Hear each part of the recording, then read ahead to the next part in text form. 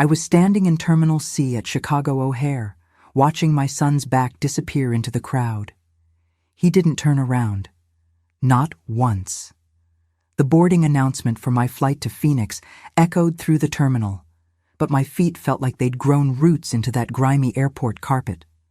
My suitcase sat beside me like an abandoned dog, and I couldn't stop staring at the gate where he'd just walked through, first class, naturally, while leaving me behind with an economy ticket for a flight 3 hours later.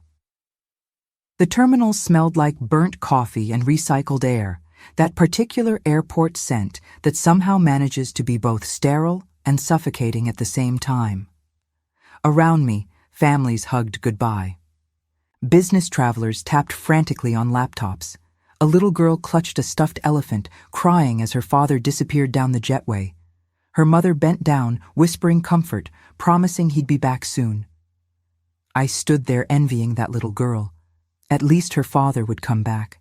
That morning would become the earthquake that split my life into before and after. But let me take you back. 3 months earlier, I was still living in what I thought was my golden retirement.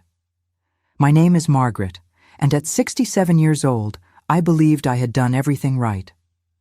I'd raised 3 children in a modest bungalow on the South Side, worked as a public school teacher for 42 years, saved diligently, and invested in my pension with the discipline of someone who grew up watching her own mother struggle. My husband died 8 years ago, leaving me comfortable, not wealthy, but secure.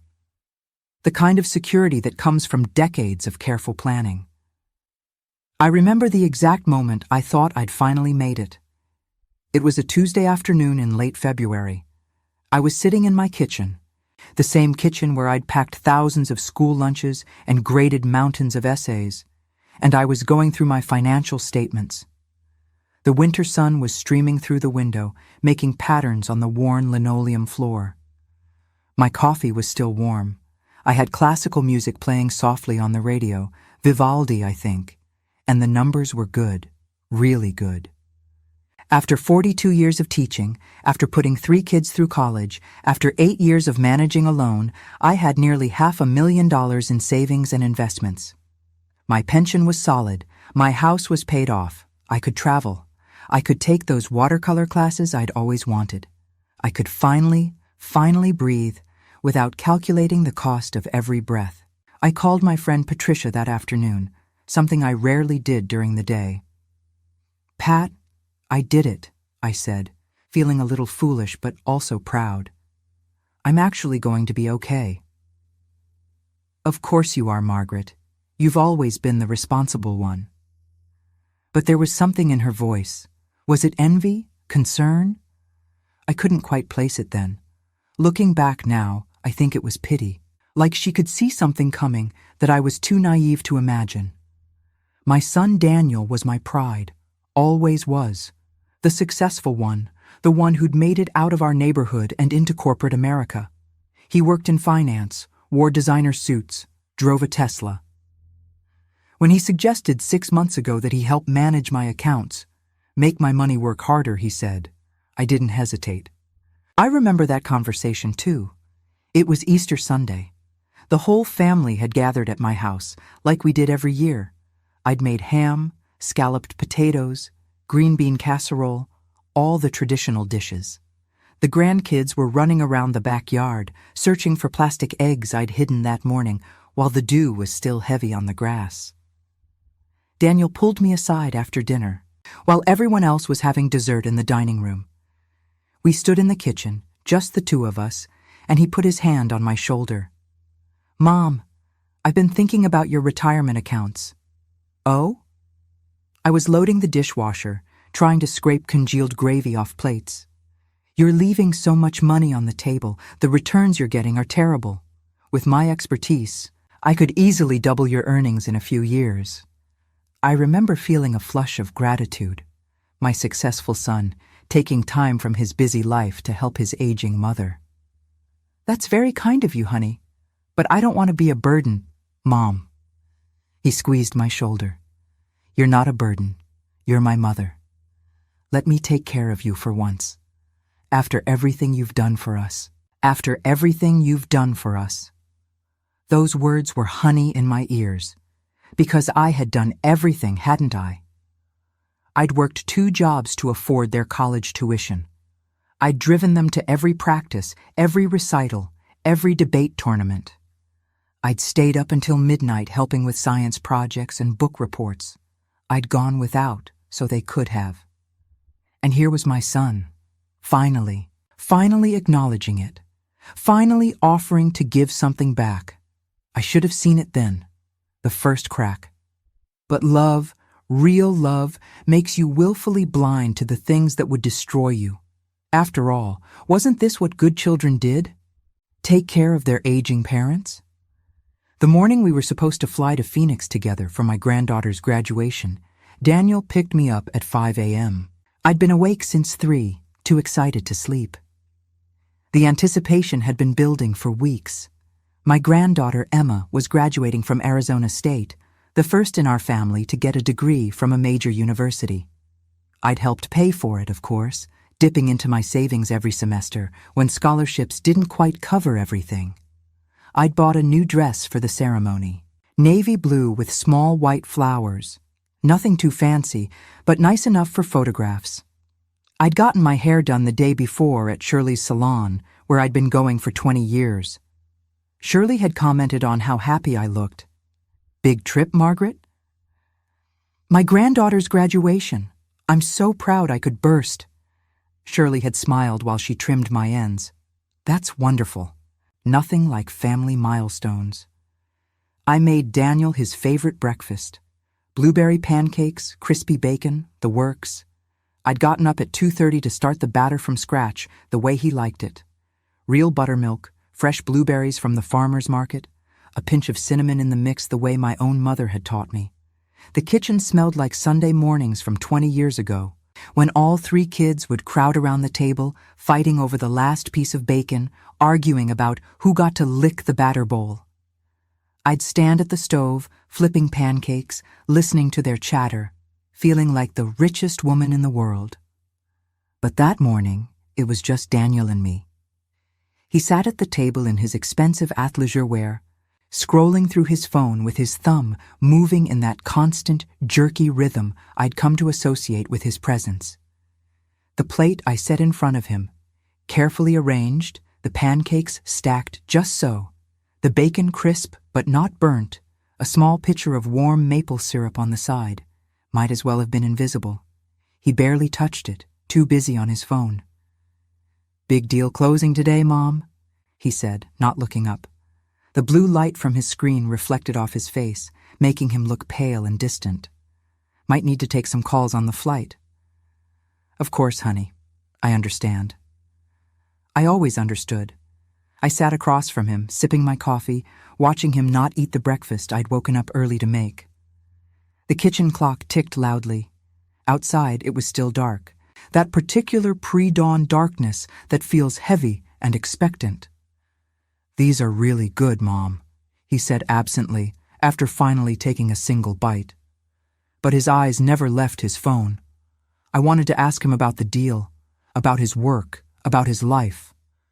But I'd learned over the years that my questions were interruptions. My interest was intrusive. So I sat in silence, counting the minutes until we had to leave, trying not to feel disappointed. At the airport, he walked ahead of me, not beside me, ahead, like I was a burden slowing him down. I struggled with my suitcase. The wheel had been sticking for months. I kept meaning to get it fixed, trying to keep pace with his long strides. He didn't notice when I nearly tripped over a crack in the sidewalk outside the terminal. Didn't slow down when I had to stop to catch my breath. The early morning air was cold, and my lungs weren't what they used to be. "Daniel, honey, could you—" But he was already 20 feet ahead, pulling out his phone again, typing something with his eyebrows furrowed in concentration. Inside the terminal, the crowds were already thick despite the early hour. Families with small children, business travelers with their efficient carry-ons, elderly couples moving slowly, hand in hand. I watched one old man stop to help his wife adjust her coat, his movements tender and patient. My husband used to do that. He'd carry my bag, hold my elbow in crowds, check to make sure I was keeping up. Even toward the end, when he was sick and could barely walk himself, he'd still try to help me first. When we reached the ticket counter, that's when everything started to unravel. "I upgraded myself to first class," Daniel said casually, handing me an economy boarding pass. His tone was light, like he was commenting on the weather. "You don't mind, right? I need to work, and the Wi-Fi's better up front." The fluorescent lights felt too bright suddenly. "Oh, I thought we were sitting together." I'd imagined the flight differently. I'd pictured us side by side, maybe sharing headphones to watch a movie together like we used to when he was young. Or just talking. When was the last time we'd really talked? Not about logistics or finances or what I could do for him, but real conversation. The kind where you learn things about each other. "Mom, don't be dramatic. It's a 3-hour flight." He was already walking toward security, his leather carry-on gleaming under those harsh lights. That carry-on probably cost more than my monthly pension check. I stood there holding my crumpled boarding pass, feeling something I couldn't name yet. It tasted metallic, like blood from biting your tongue. The ticket agent, a young woman with kind eyes and an accent I couldn't quite place, leaned forward slightly. "Ma'am, are you all right? Do you need help finding your gate?" "I'm fine," I said automatically. "Thank you, I'm fine." But I wasn't fine. Standing there in that bright, impersonal terminal, watching my son disappear into the security line without a backward glance, I felt something shift inside me. Not a break, not yet. More like a hairline fracture, the kind you don't notice until pressure is applied. That's when I heard the voice. "Excuse me, ma'am, you dropped this." I turned to find a man in his 50s, weathered face, clothes that had seen better days, holding out my reading glasses. They must have fallen from the top of my head when I was fumbling with the boarding pass. Homeless, I assumed. The kind of person Daniel would have told me to ignore. Up close, I could see the details. His jacket was clean but threadbare at the cuffs. His hands were rough, work-worn, but his nails were clean. His eyes, they were what struck me most. Clear and brown, and surprisingly gentle. "Thank you," I managed, taking the glasses. My hands were shaking slightly. He studied my face with surprising gentleness. Not the way people usually look at elderly women, that combination of dismissal and pity, but really looked at me like he was seeing a person. "You okay?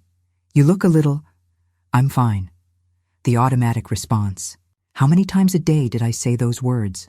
How many times did I lie? I've seen that look before. Someone just made you feel small. The observation was so unexpected, so accurate, that I felt tears prick my eyes. I blinked them back furiously. I wasn't going to cry in the middle of O'Hare International Airport. I wasn't going to be that pitiful old woman. I don't know why I told him. Maybe because he was a stranger. Maybe because the kindness in his eyes was something I hadn't seen from my own family in months. Maybe because I was so tired of pretending everything was okay. My son just left me here. We're on the same flight, but he upgraded himself and... I trailed off, hearing how pathetic I sounded. What was I doing? Complaining to a homeless man about first-class seats? How absurdly privileged. How ridiculous. The man nodded slowly, no judgment in his expression. "I'm Robert, and I know this sounds crazy, but I think you should use this." He reached into his jacket pocket and pulled out a first-class boarding pass. I stared at it, confusion replacing embarrassment. I'm a flight attendant. Been one for 30 years. He smiled, and it reached his eyes, creating small crinkles at the corners. Someone canceled last minute, and I get one companion upgrade a month. Something tells me you need to be in that cabin more than whoever I was saving it for. But why would you give it to me? Robert looked past me, toward the security line where Daniel had disappeared, then back at me. I work the O'Hare routes. I see a lot of families, and I've learned to recognize the difference between someone who's traveling alone and someone who's been left alone. You, ma'am, are the latter. His words hit something deep inside me. Been left alone. Yes, that was exactly it. I'm supposed to be flying standby later today, he continued. Was going to use that upgrade to get home to visit my daughter. But you know what? She can wait another day. Something tells me you need this more than I do right now. I don't understand. You don't even know me. Don't have to know someone to recognize when they need a kindness. He pressed the boarding pass into my hand. Gate C-17, boarding in 40 minutes. There's a coffee shop just past security that makes decent lattes. Get yourself one, take a breath, and go sit in that first-class seat. Sometimes the universe gives us little tests, ways to show us what we're worth. Consider this your test. Before I could protest further, before I could insist I couldn't accept such generosity from a stranger, Robert tipped his head in a small goodbye and walked away, disappearing into the crowd with the same quiet grace he'd appeared with. I stood there for a long moment, clutching that boarding pass, feeling like I'd just experienced something profound, but not quite understanding what. The coffee shop past security was called Cloud 9, which felt appropriate. I ordered a large vanilla latte, something I never usually indulged in, too expensive, too frivolous. But Robert's words kept echoing. Sometimes the universe gives us little tests. The barista, a young man with purple hair and a nose ring, smiled at me while making my drink. First time flying first class? He asked, nodding at the boarding pass I'd set on the counter. How did you... You keep staring at it like it might disappear. I recognized that look. He handed me the latte in a paper cup almost too beautiful to drink from, with an intricate leaf design in the foam. Enjoy it, okay? Whatever's waiting for you up there, just enjoy the moment. 20 minutes later, I was settling into seat 2A, directly across the aisle from Daniel in 2B. The seat was leather, butter soft, and impossibly comfortable. There was so much legroom I could have stretched out completely. A flight attendant, not Robert, but a woman named Sandra according to her name tag, immediately appeared with a tray of drinks. Welcome aboard, Miss Patterson. Can I get you a mimosa? Orange juice? We also have an excellent sparkling water with cucumber. I was so overwhelmed by the attention, by the luxury of it all, that I almost couldn't speak. Just water, please. Thank you. The look on Daniel's face when he saw me was the second crack. Not surprise, not pleasure, annoyance. Pure, undisguised annoyance. His eyes went from me to the seat to me again, and I watched him trying to calculate how this had happened.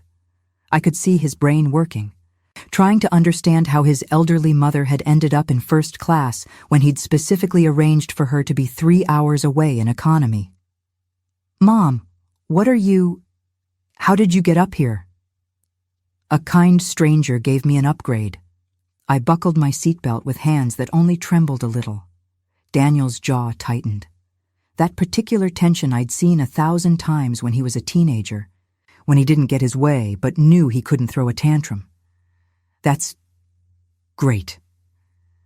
But his tone said the opposite. He turned back to his laptop, his shoulders stiff, radiating disapproval like heat from asphalt. Sandra returned with my water in an actual glass, not plastic, with a wedge of fresh lemon. Is there anything else I can get you, dear? We'll be starting the meal service shortly after takeoff. This is wonderful, thank you. After she left, I glanced at Daniel. He was typing aggressively, his fingers hammering the keys. Was he angry? At me? For accepting an upgrade? Daniel, honey, if you'd rather I moved... It's fine, Mom. The words were clipped. Do whatever you want. Whatever I want. When was the last time I'd done whatever I wanted? When was the last time anyone in my family had cared what I wanted? For 3 hours, I watched my son ignore me. He made calls, typed furiously on his laptop, ordered drinks without asking if I wanted anything. But I noticed other things, too. Things I'd been too close to see before. I noticed how he spoke to the flight attendants, not rudely, exactly, but with a casual dismissiveness that made my stomach turn. When Sandra brought him the wrong drink, he didn't say thank you when she corrected it. Just went back to his laptop like she was a vending machine that had finally dispensed the right selection. I noticed how he took phone calls without stepping away or lowering his voice, discussing figures and deals and projections while the people around him, including his own mother, were forced to listen. "Yeah, the transfer went through yesterday," he said into his phone, his voice carrying across the cabin. "No, she didn't notice. Why would she? I told you, she doesn't look at the statements anymore." My blood went cold. She didn't notice. Was he talking about me? But no, that was paranoid. He had female clients. He was probably talking about work, just work. I tried to focus on my own experience, to enjoy this unexpected luxury. Sandra brought me warm mixed nuts in a small ceramic bowl. The seat reclined almost flat. There was a personal TV screen with dozens of movies to choose from. But I couldn't concentrate on any of it. I kept watching my son, this stranger in a designer suit who looked like the boy I'd raised but acted like someone I'd never met. The third time Sandra came by, offering me a warm chocolate chip cookie homemade, she said, I caught her giving Daniel a look. Not obvious, but I saw it. The slight tightening around her eyes, the professional smile that didn't quite reach her face. She didn't like him. She'd been working with people for long enough to recognize. What? Entitlement? Arrogance? Or something darker?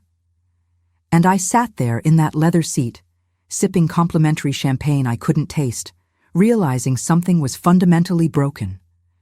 I know you're probably screaming at your screen right now, telling me I should have seen it sooner. But here's what they don't tell you about betrayal from the people you birthed. Your brain literally refuses to process it at first. It's too big, too impossible. So you make excuses. You blame yourself. You shrink yourself down until maybe, just maybe, you can fit into the box they've built for you. When we landed in Phoenix, Daniel's phone rang before we even taxied to the gate. What? No, that's impossible. I moved that money yesterday. His voice went sharp, cutting through the ambient noise of the plane. Check the secondary account, the one in Mom's name. The one in my name. My blood went cold. He glanced at me, caught me staring, and his expression shifted into something I'd never seen before. Calculation. Like he was measuring how much I'd heard. The plane was still moving, still taxiing to the gate, but I felt like I was falling through space. Mom, I need to handle something. Take an Uber to Jess's place. I'll meet you there tonight. He was up and grabbing his bag from the overhead compartment before the seatbelt sign even turned off. Other passengers looked at him with varying degrees of annoyance. You're supposed to wait. You're supposed to follow the rules. But Daniel had never been good at waiting. And then he was gone again, disappearing into the Phoenix crowd, leaving me standing there with my suitcase and a growing sense of dread that felt like drowning in slow motion. I stood at the curb outside baggage claim, the Arizona heat hitting me like a physical force. It was dry heat, they say, as if that makes it better. It felt like standing in front of an open oven. The Uber ride to Jessica's house took 45 minutes through downtown Phoenix traffic. The driver, a cheerful man named Carlos, tried to make conversation. First time in Phoenix? No, my daughter lives here. I'm visiting for my granddaughter's graduation. That's wonderful. Congratulations. You must be so proud. Yes, I am. But I could hear the hollowness in my own voice. Carlos must have heard it too, because he stopped trying to chat and just turned up the radio softly. Spanish music I didn't understand, but found oddly comforting. I stared out the window at the alien landscape, palm trees and cacti and mountains in the distance. Everything brown and tan and so different from the green of Chicago.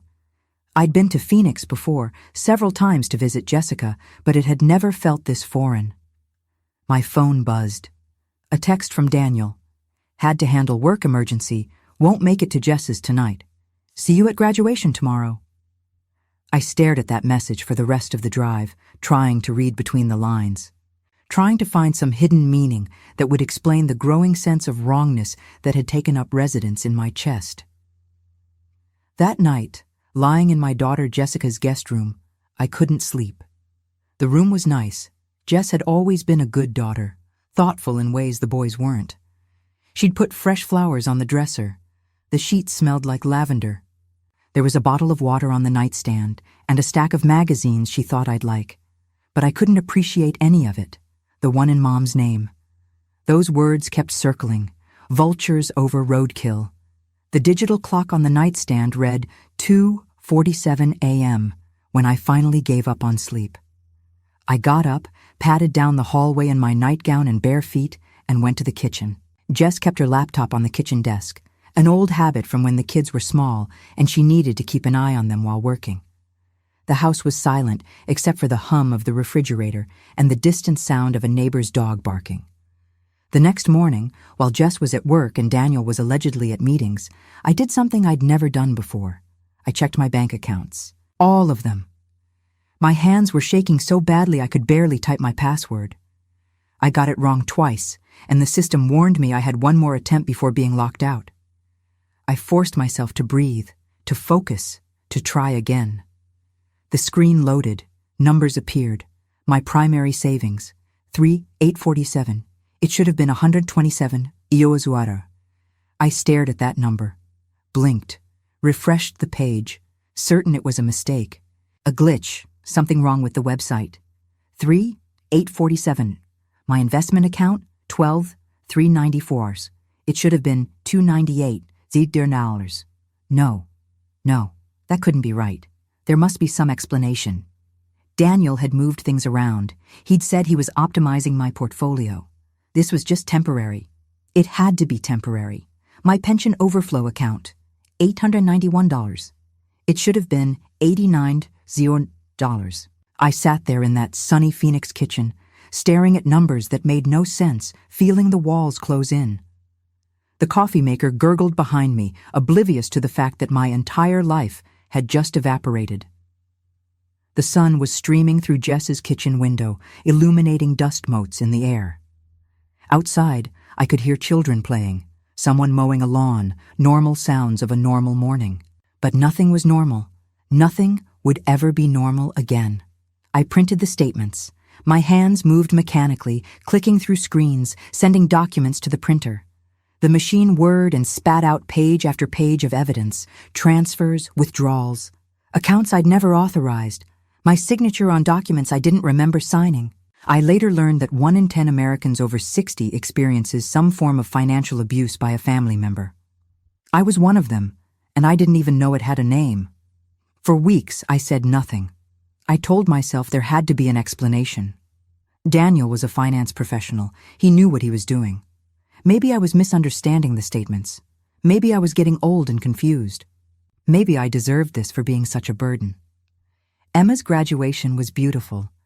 She looked radiant in her cap and gown, accepting her diploma with a smile that reminded me of her mother at that age. I sat between Jessica and Daniel in the crowded auditorium, clapping and cheering with everyone else, pretending my world hadn't just collapsed. At the celebration dinner afterward, a nice Italian restaurant that Daniel insisted on paying for, which now seemed like a sick joke, I watched my family laugh and toast and make plans. Emma talked about her new job. Jessica fussed over the bread baskets and made sure everyone had enough wine. Daniel held court at the head of the table, telling stories about his recent business success. And I sat there with my printed bank statements folded in my purse, wondering if I was losing my mind. "Grandma, are you okay?" Emma asked at one point, leaning close.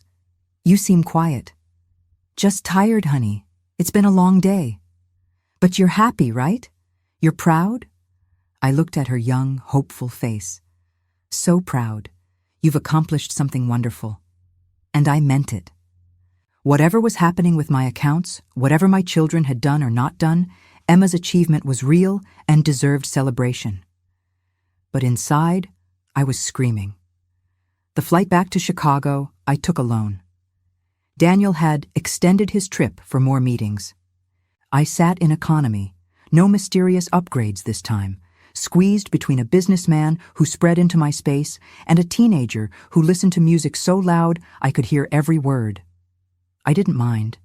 The discomfort was almost welcome. It matched my internal state. I blamed myself. That's what we do, isn't it? When the people we love hurt us, We twist ourselves into pretzels trying to figure out what we did wrong, what made us unworthy of basic decency. I kept thinking about all the times I'd failed as a mother. The school play I'd missed because of a parent-teacher conference. The Christmas I'd worked overtime instead of baking cookies. The college fund that wasn't quite enough, forcing Daniel to take loans. There was a particular memory that kept surfacing, sharp and painful. Daniel was 7, and he'd been chosen for a special role in the school assembly. He was so excited, had practiced his lines for weeks. But that morning, I'd gotten a call that one of my students was in crisis. Family services were involved, and I was the one teacher the kid trusted. I'd gone to the school. I'd missed Daniel's assembly. And when I came home that evening, full of apologies and explanations, he'd looked at me with those 7-year-old eyes and said, "It's okay, Mom. I know your students are more important." I'd protested, of course. Told him that wasn't true, that he was the most important person in the world to me. But the damage was done. That small seed of resentment had been planted. Maybe this was payback. Cosmic justice. You know, psychologists call this self-blame a coping mechanism. It's easier to believe you caused your own pain than to accept that the people you trust are capable of cruelty. Because if you caused it, you can fix it. You have control. But here's the truth I was too scared to face. I hadn't done anything wrong. I'd just loved someone who saw that love as a weakness to exploit. Looking back now, I can see how carefully it had been orchestrated. The isolation started so gradually I didn't notice. First, Daniel suggested I didn't need to attend my book club anymore. This was about 4 months before the Phoenix trip. We were having coffee at my house, one of those Sunday morning visits that I'd treasured, and he'd picked up the book I was reading for the next meeting. "Still doing that book club thing, Mom?" "Every Tuesday. You know that." He'd flipped through the pages, his expression mildly contemptuous. "All those ladies do is gossip, Mom. You're too good for that." It felt like a compliment. My successful son, thinking I was too sophisticated for my little book club. I'd glowed under his approval. I stopped going, told the ladies I needed a break, that I had other commitments. They'd been understanding at first, then concerned, then eventually they stopped calling. I lost Patricia first. We'd been friends for 23 years, ever since our sons were in kindergarten together. She tried to reach out for a few weeks after I stopped coming to book club, but I was always too busy or not feeling well when she called. Eventually, she gave up. I saw her at the grocery store once, and she'd looked at me with such sadness. "Margaret, honey, if you ever need anything." "I'm fine," I'd said brightly, "just busy with family stuff." That was the last time we spoke. Then it was my weekly lunch with my sister. "Aunt Marie is always asking you for money. You need boundaries." To be fair, Marie had borrowed money from me over the years, a few thousand here and there when her husband lost jobs or when her kids needed help. But she always paid me back eventually. And more importantly, she was my sister. My only sibling. The only person left who remembered my childhood, who knew my parents, who shared my history. "Marie takes advantage of you, Mom. You're too kind for your own good." Again, it sounded like concern, like protection. I started avoiding her calls, making excuses when she suggested lunch. The hurt in her voice when I canceled for the 3rd time. "Margaret, what's going on? Are you okay?" still haunts me. "Just busy, Marie. You know how it is." "No, I don't know how it is. You're my sister. We always make time." But I'd let Daniel convince me that my own sister was a burden, a user, someone taking advantage of my kindness. I stopped calling. Eventually, she stopped too. "My volunteer work at the library? You've given enough of your time. You deserve to rest." I'd been volunteering at the South Shore Library for 15 years, helping adults learn to read. It was some of the most meaningful work I'd ever done, watching people discover the magic of literacy, seeing their worlds expand. But Daniel framed it as a burden I needed to shed. "You're retired, Mom. You should be relaxing, not working for free." I quit, told the library director I needed to focus on my health. She'd hugged me and thanked me for my service, and I'd felt like a fraud. One by one, the threads connecting me to my community were cut. And I didn't resist because it felt like someone was finally taking care of me. Someone was finally saying I'd done enough. Experts identify phase 2 of financial abuse. The caregiver isolates the senior from family and friends. Remove the witnesses, and you can do anything. I'd spent 42 years teaching 7th graders about critical thinking, about questioning authority, about standing up for what's right. But when it came to my own life, I'd abandoned every lesson I'd ever taught. I should have recognized the pattern. I'd taught a unit on manipulation and propaganda every spring semester. I'd shown my students how dictators isolate populations, how abusers cut off support systems, how predators groom their victims. But knowing something intellectually and recognizing it in your own life are two entirely different things. The sacrifices I'd made seemed noble at the time. After my husband died, I'd thrown myself into being available for my children. Daniel needed help with his mortgage, so I gave him $30,000. An investment in your future, I'd called it. I remember writing that check. It was 2 years after Robert, my husband, had passed. Daniel had just bought his first condo, and he was struggling with the payments. His wife at the time, Melissa, had expensive tastes. They'd bought furniture they couldn't afford, went on vacations they had to finance. Mom, I hate to ask, but we're in a tight spot. How could I say no? He was my son, and I had the money, sitting in my savings account, doing nothing but earning modest interest. Why not use it to help my child? He'd promised to pay me back. With interest, Mom. I promise. I told him not to worry about interest. Just pay me back when you can, honey. That was 7 years ago. I never saw a penny of that money again. Never even got a thank you card. Jessica needed someone to watch her kids during her divorce, so I spent 18 months essentially raising my grandchildren while working full-time. Family helps family, I'd said. Those 18 months had nearly broken me. I'd wake up at 5 to prepare my lessons, get to school by 7, teach until 3, then drive straight to Jessica's house to pick up the kids from the babysitter. I'd feed them dinner, help with homework, give baths, read bedtime stories. Then I'd drive home, usually arriving around 9 or 10 at night, and grade papers until midnight. On weekends, I'd have the kids at my house, no break, no rest. I'd canceled my Sierra Club hikes, my watercolor classes, my quiet Saturday mornings with coffee and the newspaper. But it was for Jessica. She was going through hell, and I was determined to help her through it. When the divorce was final and Jessica had gotten back on her feet, I'd expected. What? Gratitude? At the very least, acknowledgement of what I'd sacrificed? Instead, she'd moved on quickly, started dating someone new, hired a nanny, and suddenly didn't need me quite so much anymore. Our weekly dinners became monthly, then occasional. When Daniel's wife left him, I'd been there every evening for 6 months, cooking his dinners, doing his laundry, listening to him rage about her betrayal. The irony wasn't lost on me now. Melissa had left him for a coworker. I'd listened to Daniel rant for hours about the betrayal, the lies, how he'd trusted her with everything, and she'd thrown it away. I gave her everything, Mom. Everything. And this is how she repays me? I'd made sympathetic noises, brought him containers of soup and casseroles, let him monopolize my evenings with his pain. I'd canceled plans with friends.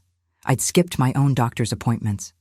Everything had revolved around helping Daniel through his crisis. Looking back, I wonder what Melissa's side of the story was. What had driven her away? Had she seen the same coldness in him that I was only now beginning to recognize? I'd given up my plans to travel. I'd given up my watercolor classes. I'd given up my Tuesday morning hikes with the Sierra Club. All because they needed me. No. All because they'd convinced me that being needed was the same as being loved. There's a difference between sacrifice and self-erasure. I'd crossed that line so long ago I couldn't remember where it was anymore. I'd had a dream once. After Robert died, after the grief settled into something manageable, I'd made plans. I was going to take a watercolor workshop in Santa Fe. I was going to hike sections of the Appalachian Trail with my Sierra Club group. I was going to volunteer with Habitat for Humanity and help build houses in communities that needed them. I'd had plans, dreams, a vision of who I wanted to be in this final chapter of my life. But one by one, those dreams got pushed aside. For Daniel's mortgage crisis, for Jessica's divorce, for babysitting duties and family emergencies, and 1,000 small requests that individually seemed reasonable but collectively consumed my entire life. By the time I realized what had happened, I wasn't a person anymore. I was just a resource, a bank account, a free babysitter, a shoulder to cry on, a convenience. 3 weeks after the Phoenix trip, I still hadn't confronted Daniel. He came over every Sunday for dinner like always, ate the pot roast I'd spent all day making, and talked about his work while I sat there feeling like a ghost at my own table. But I was watching now, really watching. I noticed how he always steered conversations away from money, how he'd change the subject whenever I mentioned my accounts, how his eyes would go flat and distant when I asked questions. Daniel, I was looking at my bank statement the other day. Mom, you know I'm handling all that. You don't need to worry about it. I know, but I just wanted to understand. Trust me, okay? This is what I do for a living. You wouldn't understand the investment structures anyway. You wouldn't understand. As if I hadn't managed my own finances for 67 years. As if I hadn't successfully saved $500,000 through decades of careful planning. I noticed how my sister-in-law, Daniel's sister Amy, had started calling more often. Little check-in calls that felt scripted. Just making sure you're doing okay, Mom. You seem confused lately. Confused. That word again. I'm not confused, Amy. I'm fine. It's just that Daniel mentioned you've been asking a lot of questions about your accounts. He's worried you might be getting a little forgetful. Forgetful. Confused. They were building a narrative, I realized with growing horror. They were laying groundwork. If I ever tried to fight back, they'd already established that I was an unreliable narrator of my own life. I wasn't confused. I was being gaslit. You've probably felt it too. That moment when you realize the crazy-making has a pattern. When you stop questioning your sanity and start questioning their motives, that's the shift from victim to investigator. I started keeping notes, every conversation, every transaction, every casual comment about my mental state. I felt like a detective in my own life, gathering evidence against the people who were supposed to protect me. I bought a small notebook at the drugstore and kept it hidden in my bedroom, tucked inside an old photo album I knew no one would look at. Every evening, I'd write down what had happened that day. Sunday, May 15th. Daniel came for dinner. When I asked about the transfer I'd noticed from my savings account, he said I was worrying too much. Changed subject to his work, left before helping with dishes. Tuesday, May 17th, Amy called. Asked if I was feeling okay because Daniel was concerned. Said I seemed to be having trouble keeping track of things. Thursday, May 19th. Tried to access my investment account online. Password had been changed, called Daniel. He said he'd updated it for security reasons and would send me the new one. Never did. The pattern became undeniable. The evidence mounted. Did you know that victims of family financial abuse lose an average of $120,000 before they even realize what's happening? Some never recover. Some die never knowing their children robbed them blind. I wasn't going to be that statistic. The breaking point came on a Tuesday. Tuesdays used to be my favorite day. I'd spend the morning at the farmer's market, chatting with the vendors who knew me by name, selecting vegetables for the week ahead. It was my ritual, my small piece of independence. The Green City Market was held in Lincoln Park every Tuesday and Saturday during the growing season. I'd been going for years, long enough that the vendors remembered me. Maria at the tomato stand always saved me the ripest heirloom tomatoes. Chen at the mushroom stand gave me recipe suggestions. The couple who sold honey knew I liked the orange blossom variety best. It was more than shopping.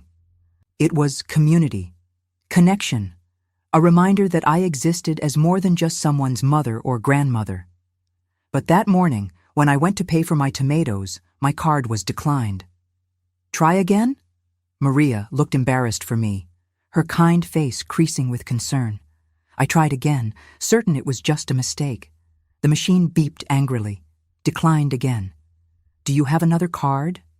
Maria asked gently. I fumbled through my wallet. I had $12 in cash. $12 for a week's worth of groceries. The people in line behind me were getting restless. I could feel their impatience, their annoyance at the old woman holding up the line. I'm so sorry, I said to Maria, my face burning with humiliation. I don't know what. I'll have to come back. Margaret, honey, you can pay me next week. Take the tomatoes. No, I couldn't possibly. Next week, she said firmly, pressing the bag into my hands. We've known each other for what, 5 years? I trust you.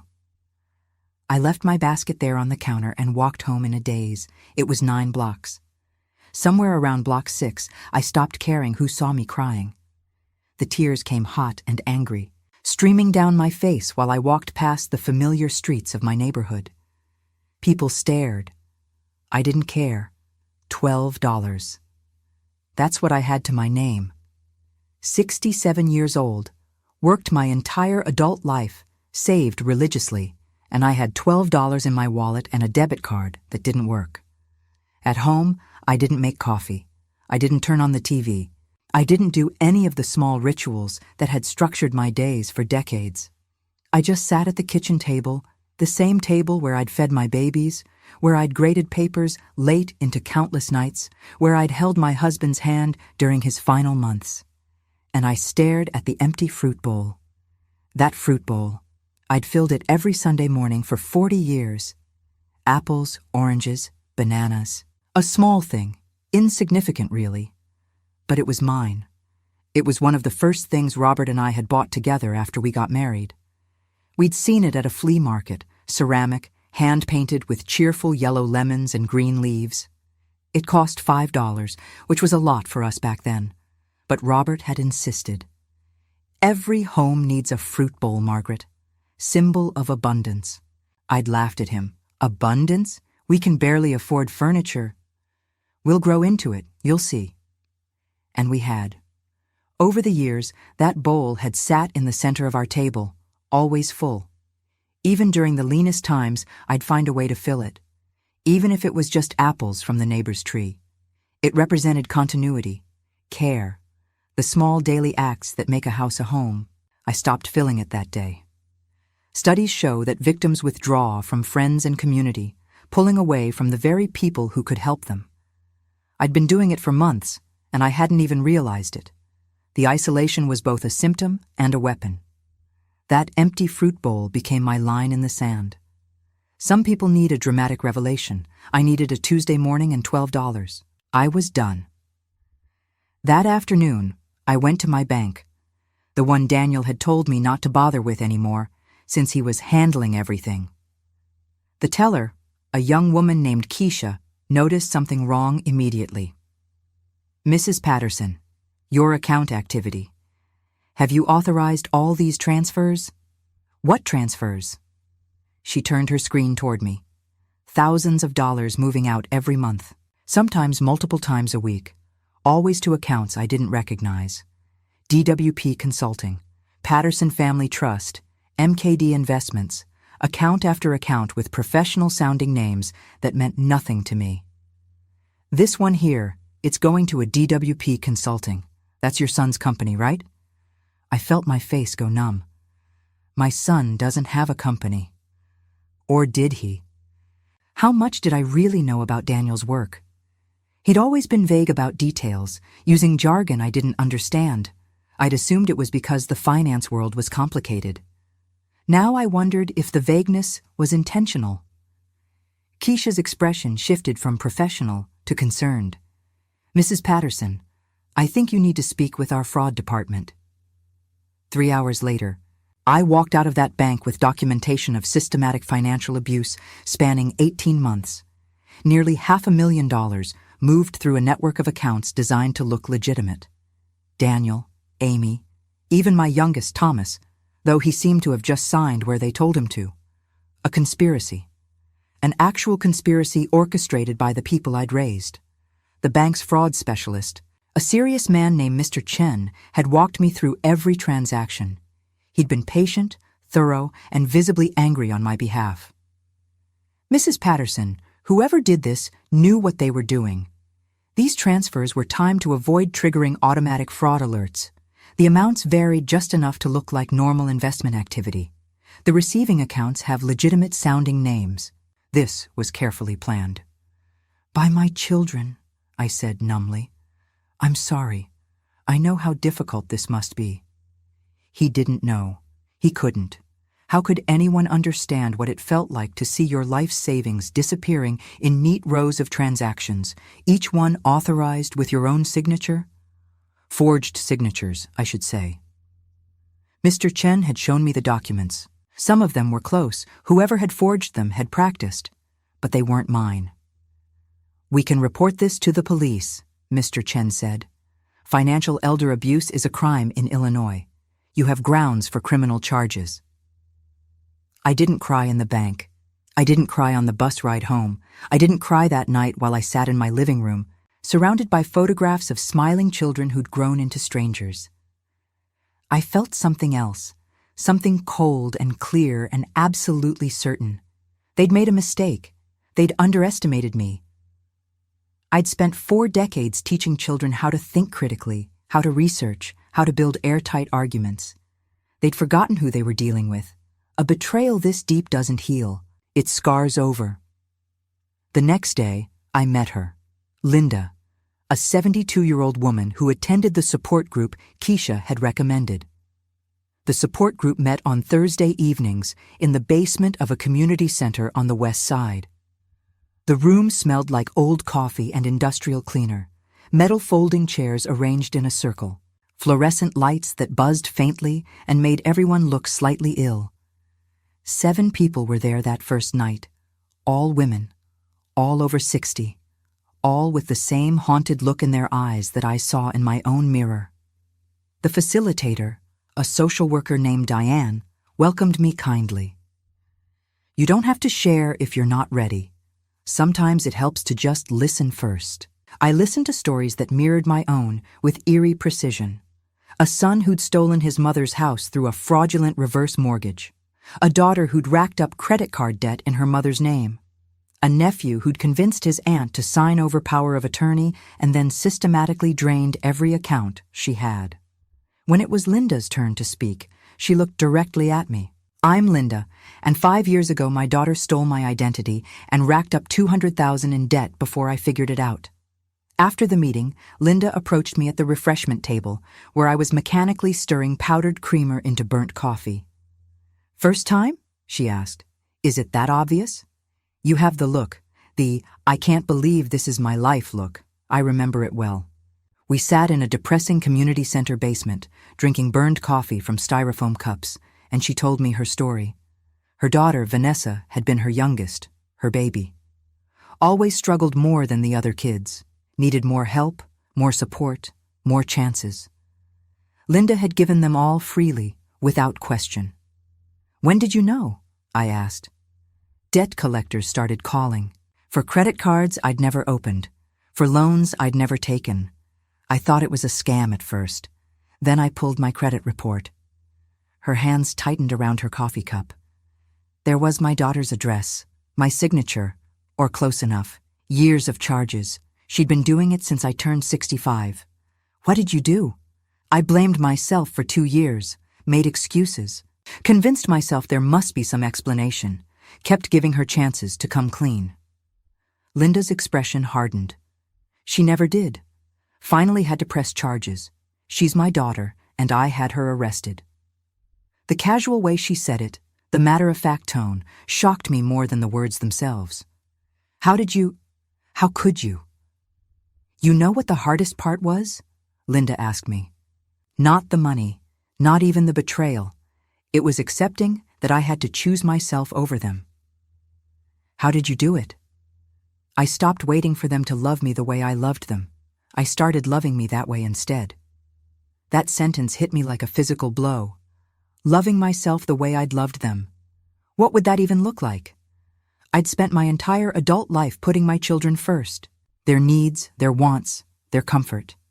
I'd measured my worth by how well I served them. The idea of putting myself first felt not just foreign, but somehow wrong. Linda became my lifeline. She understood in a way no one else could. We met twice a week, sometimes just to sit in silence, sometimes to strategize. She'd already walked this path, and she was pulling me along behind her. We'd meet at a different coffee shop each time, Linda's suggestion. Don't establish patterns, she'd said. If your kids are watching, don't make it easy for them. The thought that my children might be watching me, tracking my movements, was terrifying. But Linda insisted it was possible. When they're in this deep, they'll do anything to protect themselves. Check your car for GPS trackers. Assume your phone might be monitored. Change your routines. I felt like I was living in a spy movie, except it was my life, and the villains were the people I'd given life to. You can't stay, Linda said one afternoon. We were at a Starbucks in a neighborhood I didn't usually frequent, sitting in a back corner where we could see the entrance. You know that, right? You have to leave. Leave my home? Leave the situation, the house, the city, whatever it takes. They'll never let you be free if you're within reach. I thought about my bungalow. 43 years in that house. Every inch of it held memories. The pencil marks on the doorframe tracking the kids' heights. The kitchen tile I'd replaced after the flood. The garden I'd tended through countless summers. The living room where Robert and I had danced on our 20th anniversary, both of us tipsy on cheap champagne, stepping on each other's toes and laughing. The bedroom where I'd comforted my children through nightmares and stomach bugs and heartbreaks. The porch where I'd watched countless sunsets, sometimes with Robert's hand in mine, sometimes alone. But it was just a house, and they'd already taken everything that mattered. How do I even start? Linda smiled, and it was the smile of someone who'd survived something unsurvivable. You start by getting angry, really angry, and then you channel that anger into action. I started planning my escape like I was preparing a lesson plan, methodical, detailed, with contingencies for every possible obstacle. I bought another notebook. This one stayed in Linda's possession. She kept it at her house, where my children couldn't accidentally find it. Every time we met, I'd add to the plan. Step 1. Secure a new bank account at a different institution, one they couldn't access. Linda went with me for this. We drove to a bank branch 30 minutes outside the city, where no one knew me. I opened a new checking account with the $12 I had left in cash. The account representative, a kind, older gentleman named Marcus, asked if I wanted to add any family members as authorized users. No, I said firmly. Absolutely not. Just me. He must have heard something in my voice because he nodded without question. Just you. Understood. Step 2, redirect my pension. I still had that, at least.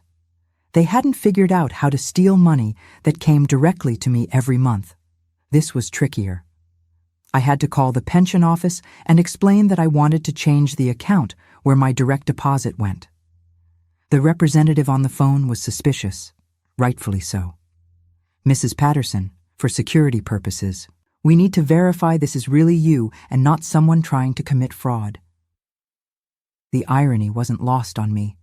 I spent 20 minutes answering security questions, confirming details of my employment history, proving I was who I said I was. When the change finally went through, I cried with relief. At least I'd have money coming in. At least I wouldn't starve. Step 3, contact a lawyer. Not just any lawyer, one who specialized in elder financial abuse. Linda gave me 3 names. I interviewed all of them, using a burner phone I'd bought at a convenience store with cash. I felt ridiculous, like I was play acting at being a crime victim. But this was my life now. I chose an attorney named Sandra Kowalski. She was in her 50s, tough as nails, with a reputation for going after financial abusers with no mercy. Her consultation fee was $200, money I didn't have. Linda loaned it to me. Pay me back when you can, or don't. I don't care. Sandra listened to my story without interruption, taking notes in neat handwriting. When I finished, she looked at me with an expression I couldn't quite read. Mrs. Patterson, you have a strong case.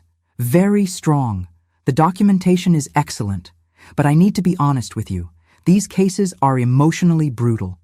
Your children will lawyer up. They'll paint you as incompetent, confused, maybe even claim you have dementia. They'll drag your name through the mud to protect themselves. Are you prepared for that? Was I? Could anyone be prepared for their own children to destroy their reputation, to cover up theft? Yes, I said.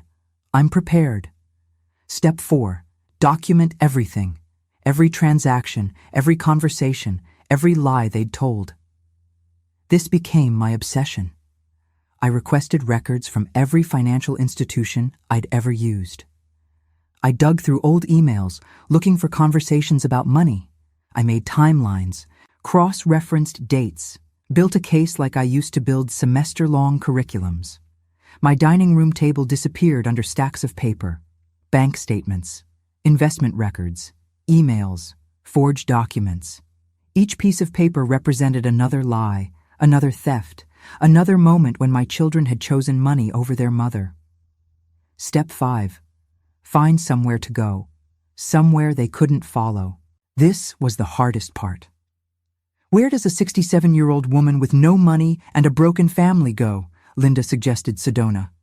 She had a friend there, another survivor, who rented casitas to women escaping abuse. The rent was reasonable, and the community was supportive. It's far enough away that they can't just show up, Linda explained. And it's beautiful. You deserve beautiful, Margaret. I looked up Sedona online. Red rocks, desert landscapes, wide open skies. It looked like another planet compared to Chicago. It looked like freedom. The planning took 3 months. 3 months of pretending everything was normal while I quietly built my exit strategy. 3 months of Sunday dinners where I smiled and served pot roast while knowing exactly what they'd done. Have you ever had to perform normalcy while your insides are screaming? It's exhausting, but it's also powerful, because every fake smile was a choice. Every pleasant conversation was me taking back control. I became a master of deception. Every Sunday, Daniel would arrive at my house, and I'd greet him like nothing was wrong. Hi, honey. How was your week? Busy, Mom. Always busy. Something smells good. Pot roast. Your favorite. We'd sit at my table, the same table where I'd fed him as a child, and make small talk. He'd tell me about deals at work. I'd pretend to listen, pretend to be impressed, all while thinking about the bank statements hidden in my bedroom. Sometimes I'd test him. Little things. Daniel, I was thinking about maybe taking a trip. Maybe visit Marie out in California. His response was always the same. Subtle discouragement wrapped in concern.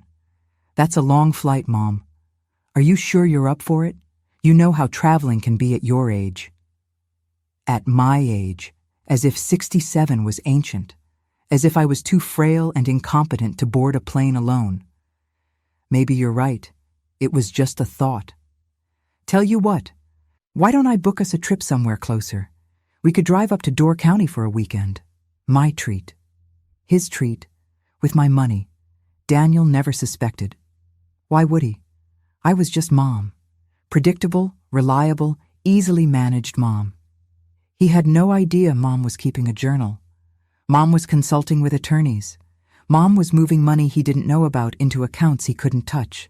A friend sent me an article saying that victims try to leave an average of 7 times before they finally succeed. When I read that, I stopped feeling ashamed of my own failed attempts. There were moments when I almost gave up. Moments when the weight of what I was doing felt too heavy. Late at night, I'd lie awake thinking, what if I'm wrong? What if there's some explanation I'm not seeing? What if I blow up my family over a misunderstanding? But then I'd remember the bank statements, the forged signatures, the phone conversation on the plane. No, she didn't notice. I wasn't wrong, and this wasn't a misunderstanding. I decided to confront them publicly. not in a courtroom, not in a lawyer's office, but at the neighborhood barbecue we'd hosted every 4th of July for 20 years. Linda thought I was crazy. "Margaret, you don't owe them a public confrontation. You can just leave, file the lawsuit, and disappear." "I need this," I told her. "I need to say it out loud in front of people. I need witnesses." She understood. After a moment, she nodded. "Okay, but I'm coming, and I'm bringing backup." "Backup?" "Friends from the support group. You're not doing this alone." I knew they'd come. They always came. It was tradition, and they loved playing the devoted family for our neighbors. The preparation was meticulous. I planned it like I used to plan major school events. Every detail considered, every contingency addressed. I invited the whole neighborhood, not just the usual suspects, but everyone. I wanted a crowd. I wanted witnesses. The day arrived hot and humid, typical Chicago summer. I set up the backyard exactly as I always did. Red checkered tablecloths, paper plates with flags on them, the old charcoal grill my husband had insisted on keeping, even when everyone else went gas. Linda arrived early, along with 3 other women from the support group. They blended in with the neighbors, just more friendly faces at a community gathering. "You're sure about this?" Linda asked while we arranged potato salad in serving bowls. My hands were steady. That surprised me. I'd expected to be shaking, terrified. Instead, I felt calm, clear, certain. "I'm sure." Daniel arrived first, bringing expensive craft beer no one would drink. He kissed my cheek, smiling his public smile, the one he wore for show. "Great turnout, Mom. Looks like the whole neighborhood is here." That was the idea. If he noticed something off in my tone, he didn't show it. Why would he? He'd trained me so well to be compliant. Amy came next with her perfect children and her perfect passive-aggressive comments about my potato salad. "Oh, you made the one with the eggs again. I thought we talked about how that's not very healthy." "We did," I said pleasantly. "I made it anyway." Thomas slouched in last, looking uncomfortable but complicit. My youngest. My baby. The one I'd thought was innocent in all this. But his signature was on some of those documents. He'd known. Maybe he hadn't masterminded it. But he'd known and said nothing. Neighbors filtered in. The Johnsons from next door, the Martinez family from across the street, old Mrs. Chen, who'd watched my kids grow up. 40 people, maybe 50. All of them thinking this was just another summer tradition. I waited until everyone had plates of food, until the conversation was flowing, until my children were relaxed and unsuspecting. Then I stood up on my back porch, the same porch where I'd watched countless sunsets, and I spoke. "I want to thank you all for coming today." The yard quieted. People turned to look at me. This was normal. I always gave a little speech at these gatherings, thanking people for coming, making some comment about community and tradition. But this year was different. For those of you who don't know, this is the last barbecue I'll be hosting. I'm moving. Daniel's head snapped up. Amy's smile froze. I saw Thomas's face go pale. I'm moving because over the past 18 months, my children, my beloved children, have systematically stolen nearly $500,000 from me. The backyard went silent. Someone's paper plate hit the grass. I heard it land with a soft thump, potato salad splattering on the grass. They created fake accounts, forged documents, and used their power of attorney to drain my life savings. They convinced me I was confused, that I was getting old and couldn't manage my own affairs. They isolated me from my friends and family. And they did it all while sitting at this very table, eating food I'd cooked, accepting the love I'd given them their entire lives. I pulled out the bank statements I'd prepared. Copies. I kept the originals in a safe deposit box that only Sandra and Linda knew about. I have documentation, I have legal counsel, and I have a choice to make. Do I press charges, or do I let them live with what they've done? Daniel stood up, face red. Mom, you're confused. We were managing your money for you. Don't. My voice cut through his. It was my teacher voice, the one I'd used to silence rowdy classrooms for 4 decades. It still worked. Don't you dare gaslight me in front of these people. I taught research methodology for 40 years. I know how to read a bank statement." "You're embarrassing yourself," Amy hissed, her face blotchy with anger or shame or both. "No, Amy, you're embarrassed. There's a difference." Mrs. Chen stood up from her lawn chair.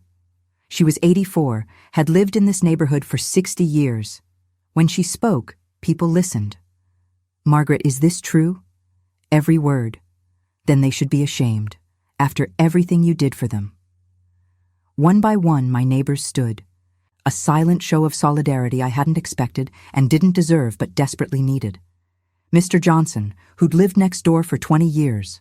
The Martinez family, whose kids I'd tutored in English. Shirley from the salon. Maria from the farmer's market, who I'd invited on impulse and who now stood with her arms crossed, glaring at Daniel. Even people I barely knew were standing. The message was clear. Not in this neighborhood, not to one of ours. Daniel tried to speak again, but I held up my hand.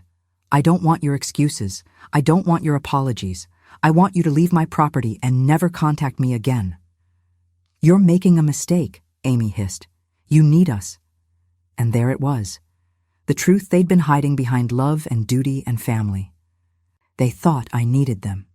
They'd built their whole scheme on the assumption that I was too weak, too dependent, too desperate for family to ever fight back. "No," I said clearly. "I really don't." Thomas started crying, real tears streaming down his face.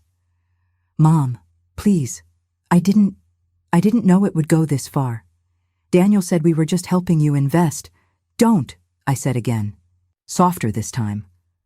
"Don't make excuses, Thomas. You signed the documents. You took the money. You knew enough." They left. My children, my grandchildren, the family I'd built and nurtured and sacrificed everything for. They left. Daniel stormed out first, yanking Amy by the arm. Thomas followed, shoulders shaking with sobs. Emma, my granddaughter, the one whose graduation had started all this, stopped at the gate. She turned back to look at me, her face streaked with tears. "Grandma, I didn't know. I swear I didn't know.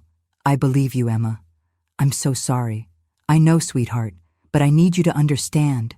This isn't your fault, but it's also not your problem to fix. Your father made his choices. He has to live with them." She nodded, wiping her eyes, and then she was gone too.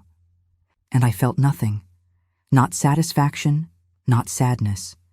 Just a vast, echoing emptiness where love used to live. The neighbors stayed. They helped me clean up, they asked questions, they offered support. Mrs. Chen held my hand and told me about her own daughter who'd tried something similar. "You did the right thing," she said, speaking up. "Some people never do." Linda appeared at my side, putting a hand on my shoulder. "You were amazing." I was terrified. Terrified and amazing aren't mutually exclusive. The party that should have ended in shame and silence instead turned into something else. My neighbors rallied around me. They shared their own stories, not all about financial abuse, but about family betrayal, about choosing themselves over toxic relationships, about survival. Mr. Johnson told me about cutting off his brother who'd tried to steal his house. Maria talked about her sister who'd used her identity to take out loans. Even quiet Mrs. Martinez shared that she hadn't spoken to her son in 5 years because of how he'd treated her husband. I wasn't alone. I'd never been alone. I'd just been too isolated to see it. 94% of people who experience this kind of betrayal show symptoms of post-traumatic stress. I was not crazy. I was traumatized. The nightmares started that night. I'd dream I was drowning, water filling my lungs while my children stood on the shore watching. Or I'd dream I was falling, endlessly falling, reaching for hands that pulled away at the last second. I'd wake up gasping, heart pounding, sheets soaked with sweat. Linda had warned me. The confrontation isn't the end, it's just the beginning of processing what happened. She was right. Now that I'd said it out loud, now that I'd acknowledged the betrayal, I had to feel it, all of it, the grief, the rage, the bone-deep sadness. Some mornings I couldn't get out of bed. Some days I cried so hard I thought I might break apart. Some nights I lay awake thinking about all the ways I'd failed, all the signs I'd missed, all the moments I could have stopped this. Linda called every day. Sometimes we talked. Sometimes she just sat on the phone with me in silence. "This is normal," she'd say. "Trauma isn't linear. You're going to have good days and bad days. When do the good days start?" "They already have. You just don't recognize them yet." In the end, I didn't press criminal charges. My lawyer explained it would be difficult to prove intent, that family financial abuse cases rarely result in convictions, that I'd spend years in court reliving the trauma. Sandra laid it out clearly in her office, 3 weeks after the barbecue. "We can pursue criminal charges. The evidence is strong, but I want you to understand what that means. Tell me." "It means depositions. It means your children testifying against you, claiming you're incompetent. It means medical evaluations to prove you're of sound mind. It means media attention. These cases sometimes attract reporters. It means 2, maybe 3 years of your life consumed by this case. And even with all that, the conviction rate for financial elder abuse is less than 20%. Why so low? Juries don't want to believe children would do this to their parents.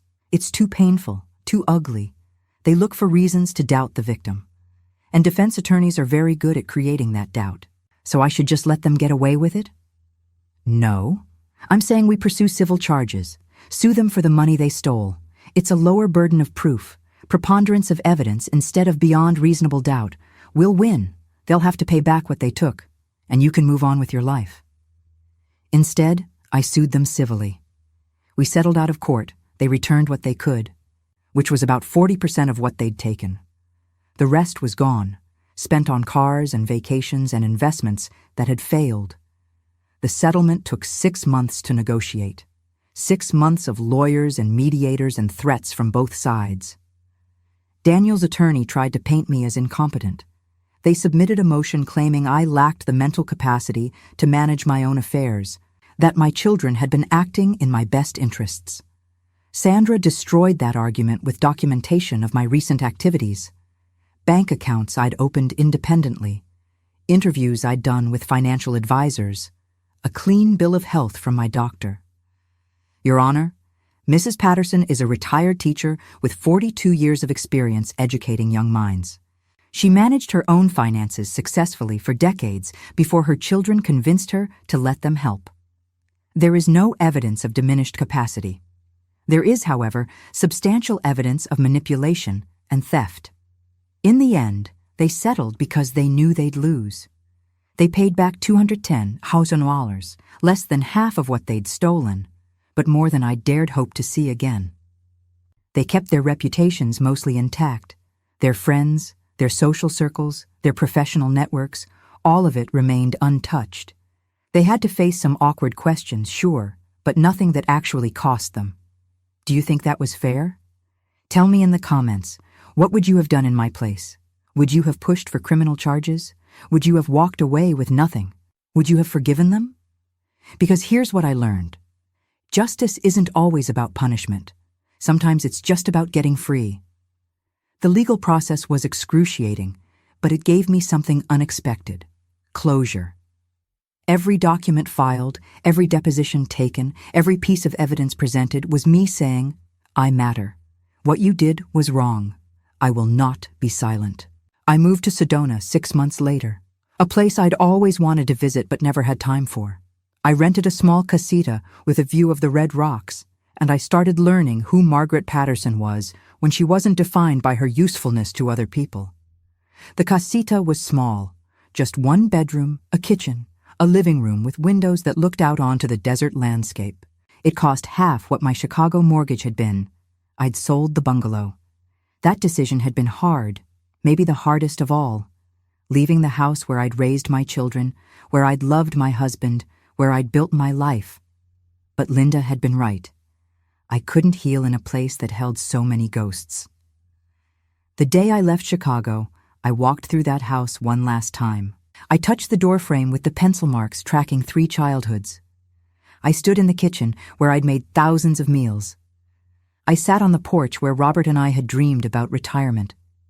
And then I locked the door and drove away without looking back. I took the watercolor classes I'd postponed for 40 years. Turns out I'm terrible at watercolors. But I don't care. I paint anyway, messy landscapes that make me happy. My teacher, a patient woman named Gloria, who must be in her 80s, encourages my attempts.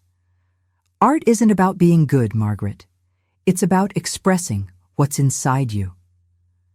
What's inside me, apparently, is a lot of muddy browns and asymmetrical mountains, but I love it. Every Tuesday afternoon, I sit in that studio with a dozen other amateurs, and I make a mess with paints, and I laugh at my terrible technique. I joined a hiking group for seniors. We tackle easy trails, stop frequently for water and gossip, and I've made friends who know nothing about my past except what I choose to tell them.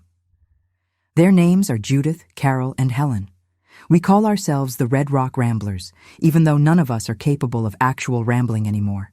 We hike slowly, stop to admire wildflowers, take too many photos. They know I moved here from Chicago. They know I'm divorced from my family. That's how I phrase it, divorced. And they accept it without prying.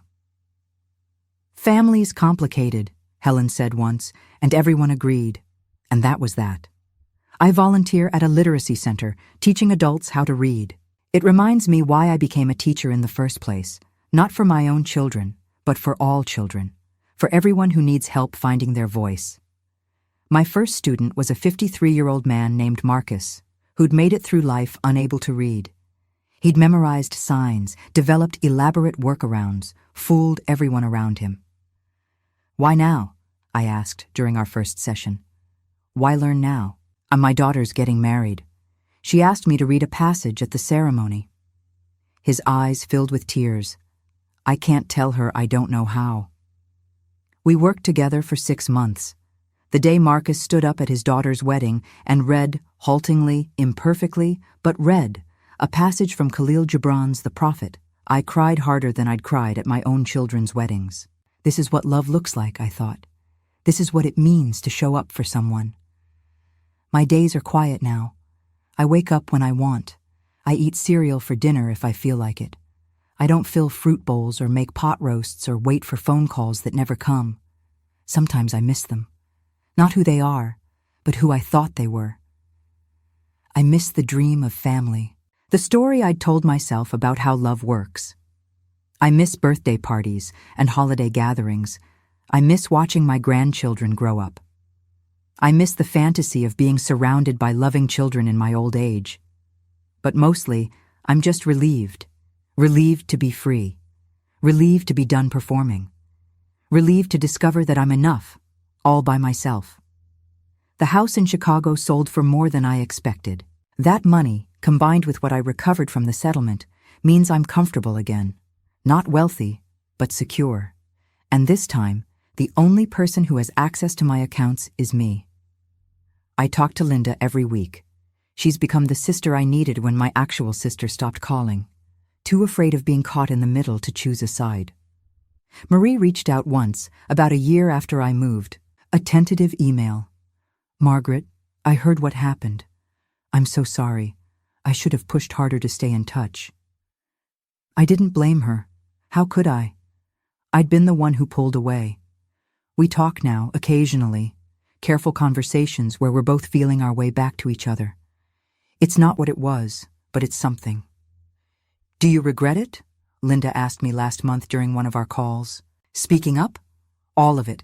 The confrontation, the lawsuit, losing your family." I thought about it, really thought about it. I regret that I had to do it, but I don't regret doing it. Good answer. Before I end my story, I want to share something important I learned through all of this, something I wish someone had taught me 50 years ago. The cost of silence is astronomical. It's your self-worth, your sanity, your sense of reality. When you stay quiet about abuse, especially family abuse, you're not protecting anyone. You're enabling them. I kept silent for 18 months while my children robbed me. I kept silent because I was ashamed, because I didn't want people to know my family was broken, because I thought if I just loved them enough, they'd stop hurting me. But here's what I know now. Silence protects abusers, not victims. Every day you don't speak up is another day they get to rewrite the narrative. Another day they get to paint you as confused, dramatic, or unstable. Another day you internalize the lie that you somehow deserve this treatment. Speaking up doesn't mean you'll get justice. I didn't get traditional justice. My children didn't go to jail. They didn't lose their jobs. They didn't even lose most of their friends. But speaking up gave me something more valuable than their punishment. It gave me my voice back. If you're watching this and something feels wrong in your life, if someone is making you doubt your own memory or judgment, if you're being isolated from people who care about you, if your finances are being managed in ways you don't fully understand, please speak up. Tell a friend, tell a bank teller, tell a stranger on the internet, tell anyone who will listen. Because the moment you speak, you break the spell.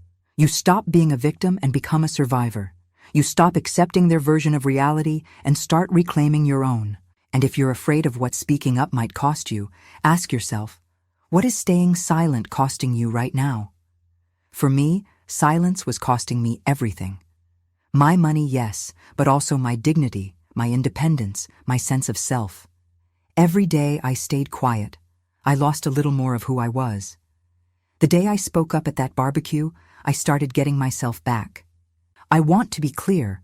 I'm not saying everyone needs to confront their abusers publicly. That's not safe for everyone. That's not right for everyone. Sometimes the bravest thing you can do is leave quietly and never look back. But you have to tell someone. You have to break the silence somehow. Because silence is a prison you're building for yourself, and the people hurting you are happy to provide more bricks. Thank you for staying with me until the end of this story. I know it wasn't easy to hear. These stories never are. I'd love to know where you're watching from and what time it is where you are. Drop a comment. Are you having morning coffee in Seattle? Evening tea in Boston? Late night thoughts in Miami? I love knowing this community spans time zones and experiences. If this story resonated with you, if you saw yourself in any part of my journey, please hit that like button. It helps others find these stories, and maybe someone who needs to hear this will stumble across it at exactly the right moment. And please, share in the comments, what would you have done in my place? Would you have handled it differently? Do you think I should have pushed harder for criminal charges? I genuinely want to know your thoughts. If you're not already subscribed, please consider subscribing. Every week I share stories of survival, of people who found their strength in the darkest moments. Stories of betrayal and redemption, of loss and rebuilding. Real stories from real people navigating impossible situations. Before you go, I want to recommend 2 other videos you might find helpful. The first is about recognizing financial red flags in family relationships, warning signs I wish I'd known before this all started. The second is an interview with an attorney who specializes in elder abuse, explaining legal options you might not know exist. Remember, your story matters. Your pain matters, and you deserve better than silence. Until the next story, take care of your heart. And if your heart is telling you something's wrong, listen to it. That voice knows more than you think. This is Margaret, signing off from my little casita in Sedona, where the rocks are red and the sky is endless, and I'm finally free.